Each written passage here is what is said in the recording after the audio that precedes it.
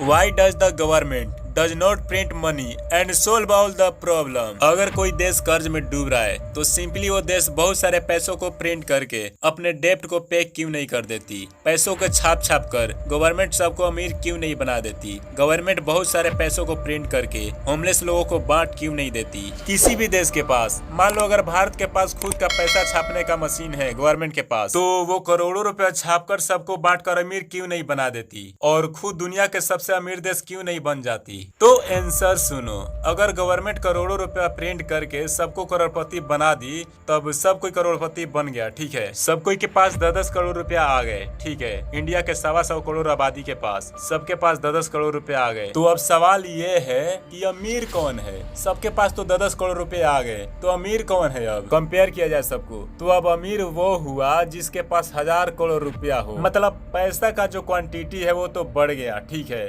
गड्डी गड्डी गड्डी मिला के 10 करोड़ 10 करोड़ सबके पास है। क्वांटिटी तो बढ़ गया पर 10 करोड़ का वैल्यू कम हो गया, क्योंकि अब सभी के पास 10 करोड़ रुपया है। क्वांटिटी तो बढ़ा पर वैल्यू नहीं बढ़ा। क्वांटिटी बढ़ा नोट के गड्डी के मामले में, पर उसका वैल्यू नहीं बढ़ा। तो अब इमेजिनरी सिचुएशन ये है कि इंडिया के 125 करोड़ आबादी के पास सबके पास 10-10 करोड़ रुपया है। तो मान लो इंडिया के पास 30 लेम्बोर्गिनी कार है फॉर सेल और सबके पास 10 करोड़ रुपया आ गए, तो फिर लेम्बोर्गिनी कार का दाम असल में 1000 करोड़ तक चला जाएगा, क्योंकि लेम्बोर्गिनी कार लिमिटेड मात्रा में है और उसका डिमांड बहुत है। क्योंकि सब अमीर हो गए तो 10 करोड़ रुपया तो सभी के पास हो गए। तो अब 1000 करोड़ जिसके पास है वो अमीर है और सबके पास 10 करोड़ रुपया आने के चलते लेम्बो कार का दाम बढ़कर 1000 करोड़ चला गया है। अब उसे वही खरीद सकता है जिसके पास 1000 करोड़ रुपया है। मतलब जो सीन पहले था कि अमीर लोग ही लेम्बो कार खरीद पाएंगे, वही सीन अभी भी है। क्वांटिटी बढ़ने से क्या हुआ? No change. समझ रहे हो ना कि सबको अमीर बनने से सिर्फ पैसा का क्वांटिटी बढ़ जाएगा और उसका वैल्यू कम हो जाएगा और चीजों का दाम बढ़ जाएगा। क्योंकि मनी को प्रिंट करने से रिसोर्सेज जो कि धरती पर मौजूद है वो थोड़ी ना बढ़ जाएगा। धरती से जितने रिसोर्सेज मिल रहे हैं अभी वही मिलेगा, सिर्फ पैसा का नंबर बढ़ जाएगा। तो इसलिए पैसा बढ़ने के चलते उसी के हिसाब से चीजों का दाम भी बढ़ जाएगा।